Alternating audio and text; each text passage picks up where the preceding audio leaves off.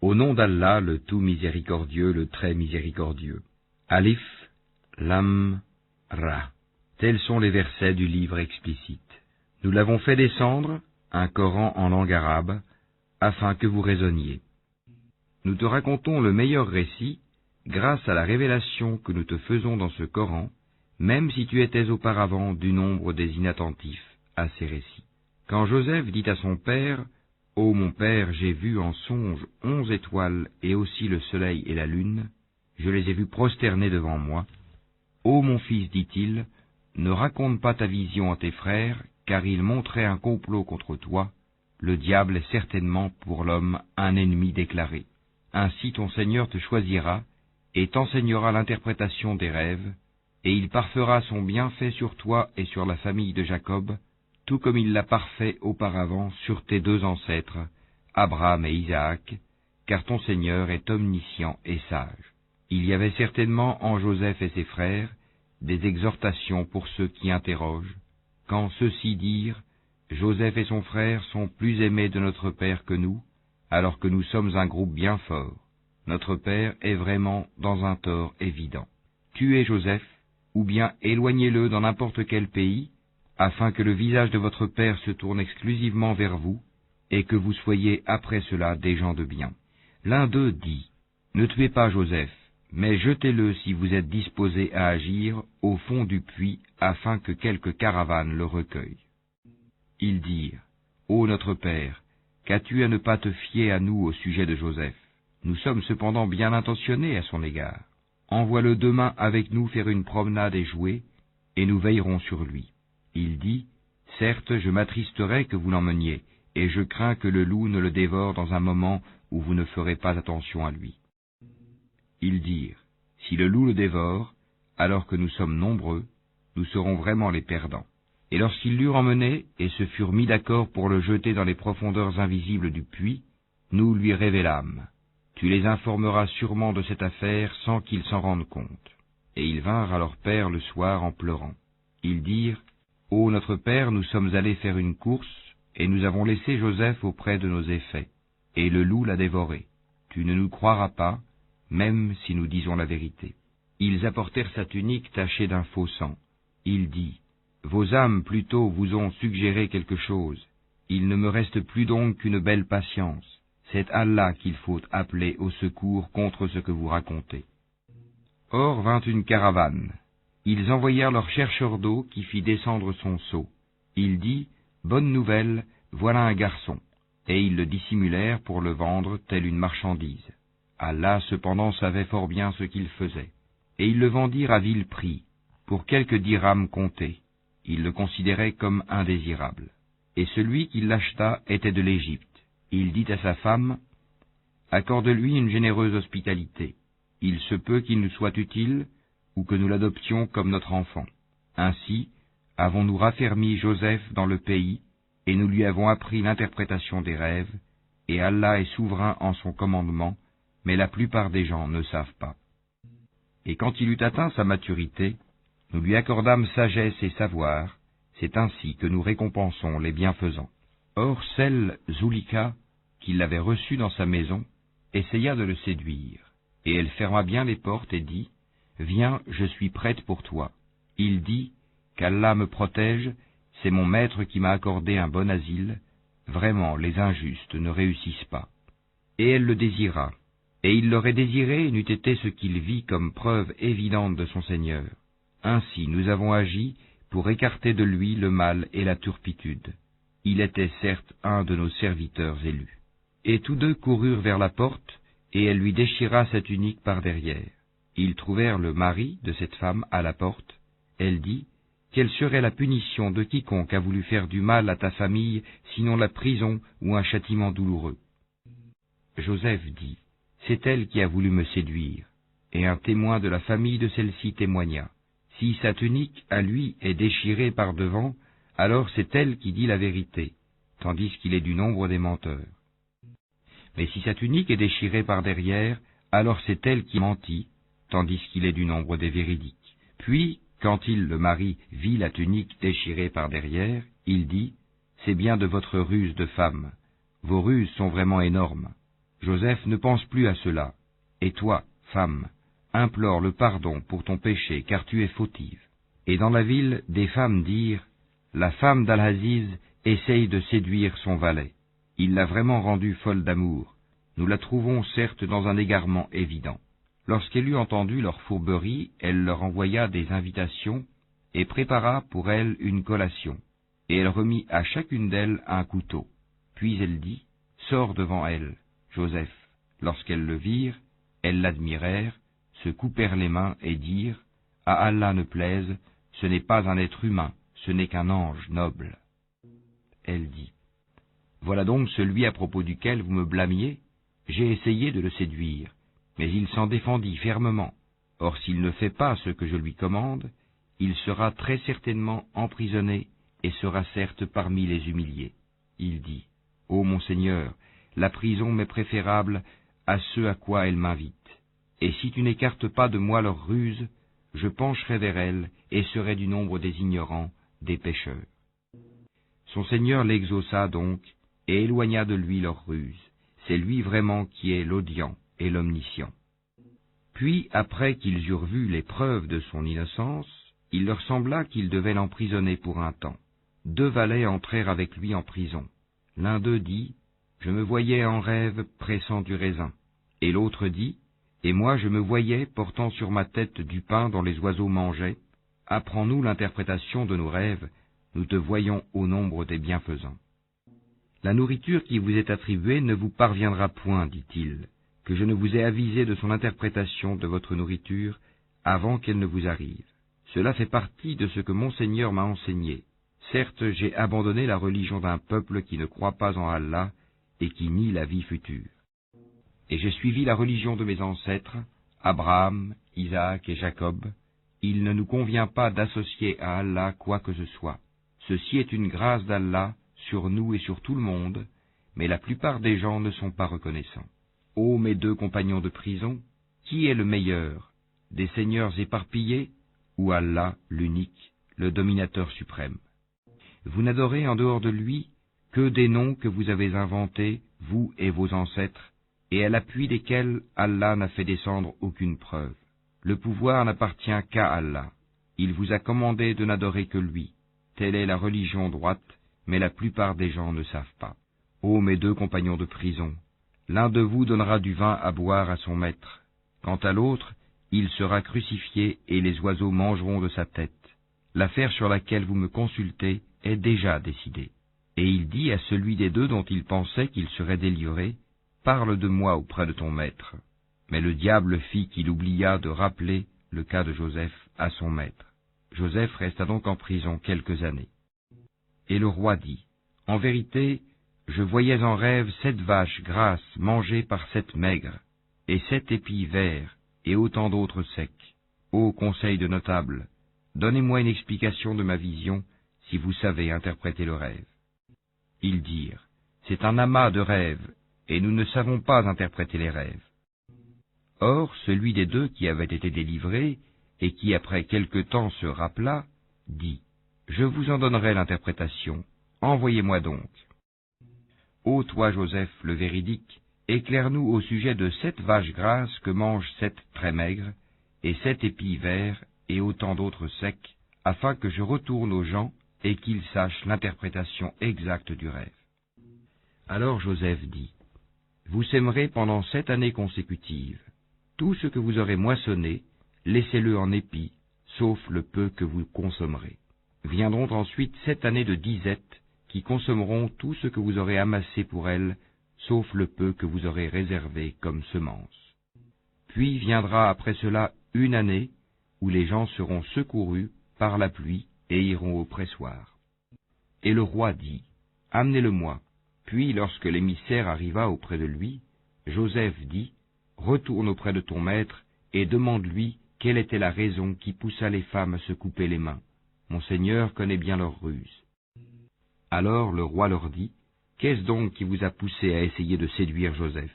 Elles dirent, « À Allah ne plaise, nous ne connaissons rien de mauvais contre lui. » Et la femme d'Al-Aziz dit, « Maintenant la vérité s'est manifestée, c'est moi qui ai voulu le séduire, et c'est lui vraiment qui est du nombre des véridiques. » cela afin qu'il sache que je ne l'ai pas trahi en son absence, et qu'en vérité, Allah ne guide pas la ruse des traîtres. Je ne m'innocente cependant pas, car l'âme est très incitatrice au mal, à moins que mon Seigneur, par miséricorde, ne la préserve du péché. Mon Seigneur est certes pardonneur et très miséricordieux. Et le roi dit, Amenez-le-moi, je me le réserve pour moi-même. Et lorsqu'il lui eut parlé, il dit, Tu es dès aujourd'hui près de nous, en une position d'autorité et de confiance. Et Joseph dit, Assigne-moi les dépôts du territoire, je suis bon gardien et connaisseur. Ainsi avons-nous affermi l'autorité de Joseph dans ce territoire, et il s'y installait là où il voulait. Nous touchons de notre miséricorde qui nous voulons, et ne faisons pas perdre aux hommes de bien le mérite de leurs œuvres. Et la récompense de l'au-delà est meilleure pour ceux qui ont cru et ont pratiqué la piété. Et les frères de Joseph vinrent et entrèrent auprès de lui. Il les reconnut, mais eux ne le reconnurent pas. Et quand il leur eut fourni leurs provisions, il dit, Amenez-moi un frère que vous avez de votre père. Ne voyez-vous pas que je donne la pleine mesure et que je suis le meilleur des hôtes? Et si vous ne me l'amenez pas, alors il n'y aura plus de provisions pour vous chez moi, et vous ne m'approcherez plus. Ils dirent, Nous essaierons de persuader son père. Certes, nous le ferons. Et il dit à ses serviteurs, Remettez leurs marchandises dans leurs sacs. Peut-être les reconnaîtront-ils quand ils seront de retour vers leur famille, et peut-être qu'ils reviendront. Et lorsqu'ils revinrent à leur père, ils dirent, Ô notre père, il nous sera refusé à l'avenir de nous ravitailler en grains. Envoie donc avec nous notre frère, afin que nous obtenions des provisions, nous le surveillerons bien. Il dit, Vais-je vous le confier comme auparavant je vous ai confié son frère? Mais Allah est le meilleur gardien, et il est le plus miséricordieux des miséricordieux. Et lorsqu'ils ouvrirent leurs bagages, ils trouvèrent qu'on leur avait rendu leurs marchandises. Ils dirent, Ô notre Père, que désirons-nous de plus? Voici que nos marchandises nous ont été rendues. Et ainsi, nous approvisionnerons notre famille, nous veillerons à la sécurité de notre frère, et nous nous ajouterons la charge d'un chameau, et c'est une charge facile. Il dit, Jamais je ne l'enverrai avec vous jusqu'à ce que vous ne m'apportiez l'engagement formel au nom d'Allah, que vous me le ramènerez à moins que vous ne soyez cerné. Lorsqu'ils lui eurent apporté l'engagement, il dit, Allah est garant de ce que nous disons. Et il dit, Ô mes fils, n'entrez pas par une seule porte, mais entrez par portes séparées. Je ne peux cependant vous être d'aucune utilité contre les desseins d'Allah. La décision n'appartient qu'à Allah, en lui je place ma confiance, et que ceux qui placent leur confiance la placent en lui. Étant entrés comme leur père le leur avait commandé, cela ne leur servit à rien contre les décrets d'Allah. Ce n'était au reste qu'une précaution que Jacob avait jugé de leur recommander. Il avait pleine connaissance de ce que nous lui avions enseigné, mais la plupart des gens ne savent pas. Et quand ils furent entrés auprès de Joseph, celui-ci retint son frère auprès de lui en disant, « Je suis ton frère, ne te chagrine donc pas pour ce qu'il faisait. » Puis, quand il leur eut fourni leurs provisions, il mit la coupe dans le sac de son frère. Ensuite, un crieur annonça, « Caravaniers, vous êtes des voleurs. » Ils se retournèrent en disant, « Qu'avez-vous perdu ?» Ils répondirent, « Nous cherchons la grande coupe du roi, la charge d'un chameau à qui la portera, et j'en suis garant. Par Allah, dirent-ils, vous savez certes que nous ne sommes pas venus pour semer la corruption sur le territoire, et que nous ne sommes pas des voleurs. Quelle sera donc la sanction si vous êtes des menteurs, dirent-ils? Ils dirent, la sanction infligée à celui dans les bagages de qui la coupe sera retrouvée est qu'il soit livré lui-même à titre d'esclave à la victime du vol. C'est ainsi que nous punissons les malfaiteurs. Joseph commença par les sacs des autres avant celui de son frère, puis il la fit sortir du sac de son frère. Ainsi suggérâmes-nous cet artifice à Joseph, car il ne pouvait pas se saisir de son frère selon la justice du roi, à moins qu'Allah ne l'eût voulu. Nous élevons en rang qui nous voulons, et au-dessus de tout homme détenant la science, il y a un savant, plus docte que lui. Ils dirent, s'il a commis un vol, un frère à lui auparavant a volé aussi. Mais Joseph tint sa pensée secrète et ne la leur dévoila pas. Il dit en lui-même, votre position est bien pire encore, et Allah connaît mieux ce que vous décrivez. Ils dirent, ô Al-Aziz, il a un père très vieux. Saisis-toi donc de l'un de nous à sa place. Nous voyons que tu es vraiment du nombre des gens bienfaisants. Il dit, qu'Allah nous garde de prendre un autre que celui chez qui nous avons trouvé notre bien. Nous serions alors vraiment injustes. Puis, lorsqu'ils eurent perdu tout espoir de ramener Benyamin, ils se concertèrent en secret. Leur aîné dit, ne savez-vous pas que votre père a pris de vous un engagement formel au nom d'Allah, et que déjà vous y avez manqué autrefois à propos de Joseph? Je ne quitterai point le territoire jusqu'à ce que mon père me le permette, ou qu'Allah juge en ma faveur, et il est le meilleur des juges. Retournez à votre père et dites, ô notre père, ton fils a volé, et nous n'attestons que ce que nous savons, et nous n'étions nullement au courant de l'inconnu. Et interroge la ville où nous étions, ainsi que la caravane dans laquelle nous sommes arrivés, nous disons réellement la vérité. Alors Jacob dit, vos âmes plutôt vous ont inspiré d'entreprendre quelque chose. Ô belle patience, il se peut qu'Allah me les ramènera tous les deux, car c'est lui l'omniscient, le sage. Et il se détourna d'eux et dit, que mon chagrin est grand pour Joseph, et ses yeux blanchirent d'affliction, et il était accablé. Ils dirent, par Allah, tu ne cesseras pas d'évoquer Joseph jusqu'à ce que tu t'épuises ou que tu sois parmi les morts. Il dit, je ne me plains qu'à Allah de mon déchirement et de mon chagrin, et je sais de la part d'Allah ce que vous ne savez pas. Ô mes fils, partez, et enquirez-vous de Joseph et de son frère, et ne désespérez pas de la miséricorde d'Allah, ce sont seulement les gens mécréants qui désespèrent de la miséricorde d'Allah. Et lorsqu'ils s'introduisirent auprès de Joseph, ils dirent, ô Al-Aziz, la famine nous a touchés, nous et notre famille, et nous venons avec une marchandise sans grande valeur. Donne-nous une pleine mesure, et fais-nous la charité. Certes, Allah récompense les charitables. Il dit, savez-vous ce que vous avez fait de Joseph et de son frère alors que vous étiez ignorants, injustes? Ils dirent, est-ce que tu es? Certes, tu es Joseph. Il dit, je suis Joseph, et voici mon frère. Certes, Allah nous a favorisés. Quiconque craint et patiente, et très certainement, Allah ne fait pas perdre la récompense des bienfaisants. Ils dirent, par Allah, vraiment Allah t'a préféré à nous, et nous avons été fautifs. Il dit, pas de récrimination contre vous aujourd'hui, qu'Allah vous pardonne. C'est lui le plus miséricordieux des miséricordieux. Emportez ma tunique que voici, et appliquez-la sur le visage de mon père. Il recouvrera aussitôt la vue, et amenez-moi toute votre famille. Et dès que la caravane franchit la frontière de Canaan, leur père dit, je décèle certes l'odeur de Joseph, même si vous dites que je radote. Ils lui dirent, par Allah, te voilà bien dans ton ancien égarement. Puis, quand arriva le porteur de bonne annonce, il l'appliqua, la tunique, sur le visage de Jacob. Celui-ci recouvra aussitôt la vue et dit, ne vous ai-je pas dit que je sais par Allah ce que vous ne savez pas? Ils dirent, ô notre Père, implore pour nous la rémission de nos péchés, nous étions vraiment fautifs. Il dit, j'implorerai pour vous le pardon de mon Seigneur, car c'est lui le pardonneur, le très miséricordieux. Lorsqu'ils s'introduisirent auprès de Joseph, celui-ci accueillit ses pères et mères et leur dit, entrez en Égypte en toute sécurité, si Allah le veut. Et il éleva ses parents sur le trône, et tous tombèrent devant lui, prosternés. Et il dit, ô mon père, voilà l'interprétation de mon rêve de jadis. Allah l'a bel et bien réalisé, et il m'a certainement fait du bien quand il m'a fait sortir de prison, et qu'il vous a fait venir de la campagne, du désert, après que le diable ait suscité la discorde entre mes frères et moi. Mon Seigneur est plein de douceur pour ce qu'il veut, et c'est lui l'omniscient, le sage. Ô mon Seigneur, tu m'as donné du pouvoir, et m'as enseigné l'interprétation des rêves. C'est toi le Créateur des cieux et de la terre. Tu es mon patron, ici-bas, et dans l'au-delà. Fais-moi mourir en parfaite soumission, et fais-moi rejoindre les vertueux. Ce sont là des récits inconnus que nous te révélons, et tu n'étais pas auprès d'eux quand ils se mirent d'accord pour comploter.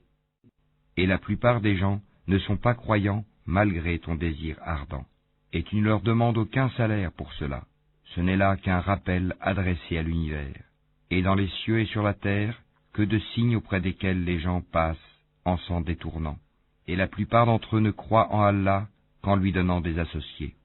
est-ce qu'ils sont sûrs que le châtiment d'Allah ne viendra pas les couvrir, ou que l'heure ne leur viendra pas soudainement, sans qu'ils s'en rendent compte? Dis, voici ma voix, j'appelle les gens à la religion d'Allah, moi et ceux qui me suivent, nous basant sur une preuve évidente. Gloire à Allah, et je ne suis point du nombre des associateurs. Nous n'avons envoyé avant toi que des hommes originaires des cités, à qui nous avons fait des révélations. Ces gens-là n'ont-ils pas parcouru la terre et considéré quelle fut la fin de ceux qui ont vécu avant eux? La demeure de l'au-delà est assurément meilleure pour ceux qui craignent Allah. Ne raisonnerez-vous donc pas? Quand les messagers faillirent perdre espoir et que leurs adeptes eurent pensé qu'ils étaient dupés, voilà que vint à eux notre secours, et furent sauvés ceux que nous voulûmes. Mais notre rigueur ne saurait être détournée des gens criminels. Dans leur récit, il y a certes une leçon pour les gens doués d'intelligence. Ce n'est point là un récit fabriqué. C'est au contraire la confirmation de ce qui existait déjà avant lui, un exposé détaillé de toutes choses, un guide et une miséricorde pour des gens qui croient.